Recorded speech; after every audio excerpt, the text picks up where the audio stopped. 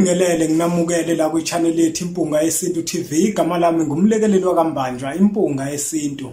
Kanti insizwa zingibiza ngonduna kaNdaba, untombizi yamncumela insizwa zemkhombe. Silana sincane saphuma ehlathini ekseni ngovivi sazivuthulula ngoba sigcwele amabethe. Ikhona likhona ngenhliziyo ngalibhana kancane esontweni. Ugcamgcama umsathe enkakane lakhe lathi ngihamba lithese lo sitha lathi ngahamba. Angikwamukeleke na ukuthi usanda kusijoyina la ku channel yethu Impunga Yesintu TV. Siyabonga kakhulu, siyacela ukuthi imfanekiso le eqoshiwe sidlulisele nakwabanye ukuze bezokwazi ukuthi bayithole. Namuhla kubafethu ngizothanda ukuthi ngikhulume ngendlwabe. Ngesizathu sokuthi abantu abaningi ngekathi sikhuluma ngesihloko esithinta ukuzithokozisa ngocansi, abantu babese beba nesicelo sokuthi ke manje sikhulume ngalesihloko ukuthi kungabe kuyinkinga yini ukuzisiza wena njenganomuntu ngamafuphi ukushaya indlwabe. Ngoba ngalelanga saveza ukuthi ukuzithokozisa ngocansi akuyona into yabantu ababili abasuke bengakafika esigabeni sokuthi babe indoda nomfazi, kodwa kuyinto yabantu ababili abasuke sebeganene nabasuke sebenikwe imvume abazali babo. Uyise intombazane wayikhipha, insizwa nayo yeze ethongweni layo, yathi mayifika ethongweni layo abisikhipha inkomo yamqhoyisa lo wesifazane. Kodwa abantu ke baphinde manje sebebuza ukuthi ke manje Impunga Yesintu igazi mase lishisa ke lapho wenza njani. Saphinde sawukhipha futhi omunye umfanekiso oqoshiwe osho ukuthi ngezikhathi zasendulo ukuqhenyelwa kwabantu abasha kwakuyinto eyayikade igwenywa ukuthi ingenzeki. Igwenywa kanjani na? Igwenywa ngokuthi abantwana baphehlwe okanye abantu baphehlwe, bakhishwe igazi empisholo elisuke lisemzimbeni wabo. Kule nkathi yanamuhla akusenziwa konke lokho, abantu abasaphehlwa. Yingakho ke Impunga Yesintu ithi ke angizochaza kabanzi bahlonipha abantu okuthi njengabecelile ukuthi sikhulume ngendlwabe. Namuhla ke sizochaza kabanzi ke ngawo ukuthi ke yona ngabe ivumelekile yini ethongweni. Bafowethu manje ngingeke mhlambe ngahloniza, kodwa ngizothanda ukuthi ngiqale ngokusho ukuthi inhloso nqangi yokushaya indlwabe kubafana abancane ngesikhathi sendulo kwakade kuyini, ngoba iyinto ababeyifundiswa abantu asebebadala okanye ingqwele ezindala zibafundise kweluseni, nalapho behlangene khona njenganabafana mhlambe bayabhukuda njalo njalo. Inhloso enkulu kwakubaluleka abafana abancane mabeshaya indlwabe ukuthi bafana niyabona njengamanje nini emzimbeni wenu sekuphuma manje uthi mawenza lento bese kuphuma isidoda. Lokho kukuvezela ukuthi wena manje usukhulile ngokwanele, akusafanele manje ukuthi udlale umacashelana, ngoba uma ungadlala umacashelana sekungachitheka bugayini. Inhloso enkulu kwakufundisa abafana basemancane abamabhungu okanye amabhobhodleyana okuwukuthi bona uma sekwenzeka into efana nalese kuphuma isidoda emzimbeni wabo akusafanele badlale umacashelana nezingane zamantombazane, ngoba bangagcina manje nasebemithisa abafana kungafanele.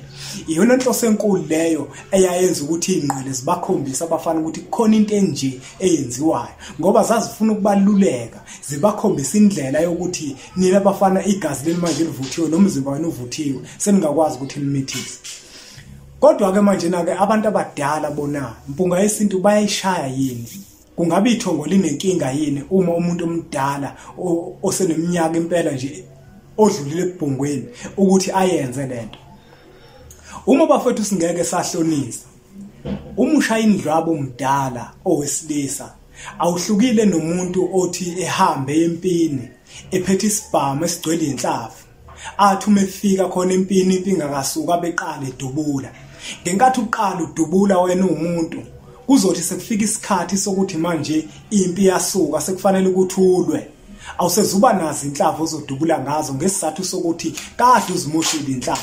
Kanjalo ke bafowethu ke noma nawe ke uzokwenza lento ngenkathi wena umuntu wesilisa usumdala wenza lento sewadlula esigabeni sokuba yibhungu noma ibhobhodleyana.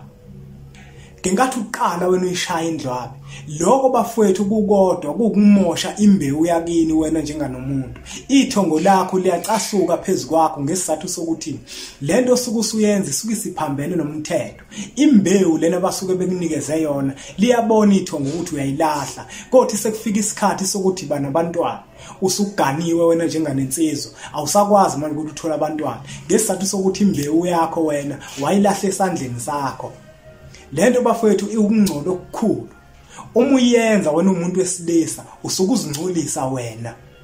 Ithongo ngeke bafethu lingacasuki ngoba akuyona into edaliwe leyo. Yebo kona abafana basebancane bayayenza lento okanye bayifundiswe ingqondo ezindala ngenhloso yokubaluleka nokubakhuthaza ukuthi bafana njengoba kunina sekuphuma into enjeke manje akusafanele ukuthi nidlale umacashelana nezingane zamantombazane ngoba mngachithe kabugayiwe nigcine senenza amacala nemithisi engafanele.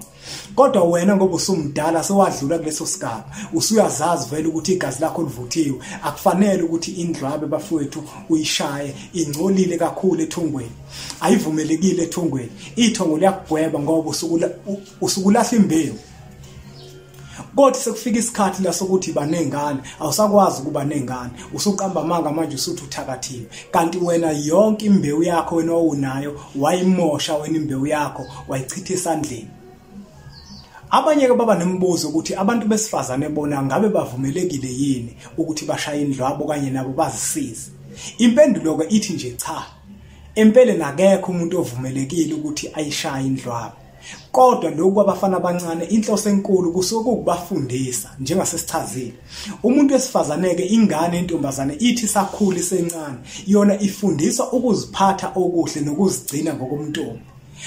Angeke wona yafundiswa ukuthi lento ucansi lenziwa kanje ngoba akuyona into vele ingane entombazane engafanele ukuthi ifundiswe ngayo leyo ukuthi yenze ngoba iyinto vele engafanele ukuthi yenze. Ingane entombazane idalela ukuthi izigcine iziphathe kahle ngokomntombi ize yenza izinto eziningi ngoba nake isilotsholiwe yagana yaya emzini oyindoda. Manje nasike sithukeke masizwa kuthiwa khona abantu besifazana abayenzayo nabo lento ingcolile nje kakhulu. Uma umuntu wesifazane ubukile njengamanje leyo nto ingcolile lento oyenzayo akuyona into efanele ukuthi uyenze ngoba into engcolile ethongweni lakho into engakubangela ngisho amabhadi. Uma umuntu wesifazane ke kubalekile ukuthi leyo nto uziluleke wena umuntu uzitshele wena umuntu ukuthi lento akufanele ukuthi uyenze ngoba vele ukulala umuntu wesifazane akuvumelekile vele uma ungakashadi kufanele ukuthi ulotshole kuqala. Yingakho bafowethu ngeimpunga yesintu ngihlale ngisho ngithi uma singalandela indlela yokhokho bethu ababekade behamba ngayo izinto zokwazi ukuthi sihambe kahle. Uzokhumbula nomfanekiso oqoshiwe sawenza sakhuluma sathi umuntu wesifazane uyena umuntu wayekade phehlwa kakhulu akhishwe legazi elimnyama ukuze ngoba yena akufanele ngempela ukuthi abe umuntu oqhanyelwayo.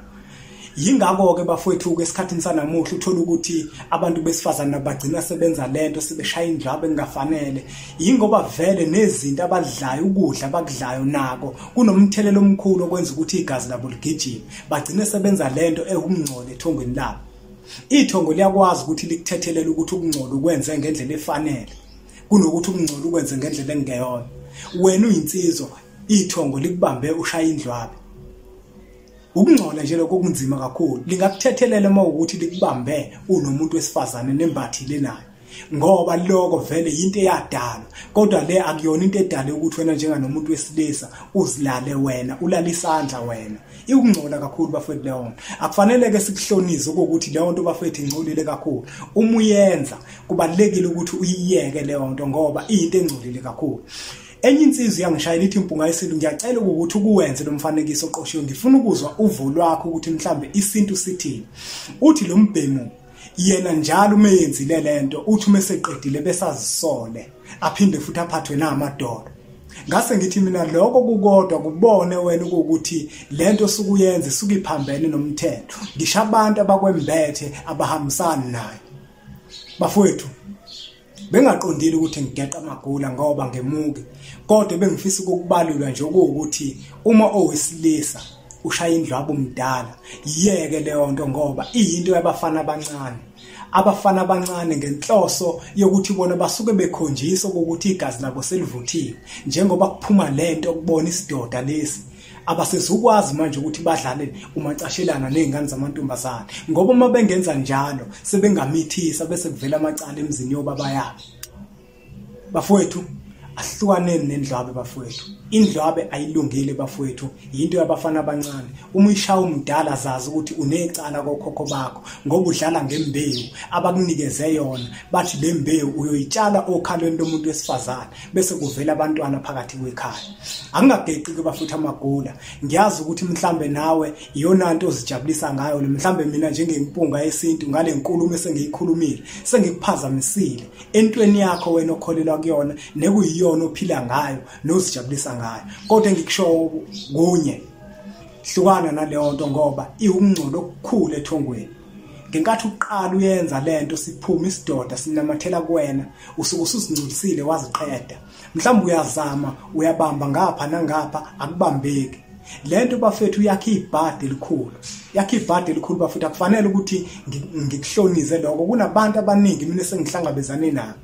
Besho ukuthi bona balana abantu besifazane kodwa ngithi mangibaphenya njengempunga yesintu bese ngiyathola ukuthi baziphilisa ngendlwabe labantu. Ingakho izinto zabo zingahambi kahle. Abanye bawo bathi bangayiyeka bese bageze emva kwaloko bese izinto ziyaqala ziyacaca. Nawe uma ungayiyeka lento izinto zakho zokwazi ukuthi zihambe kahle. Angageqiki bafethu amabhula ngoba ngemuvi ngimpunga yesintu angithi nje impunga.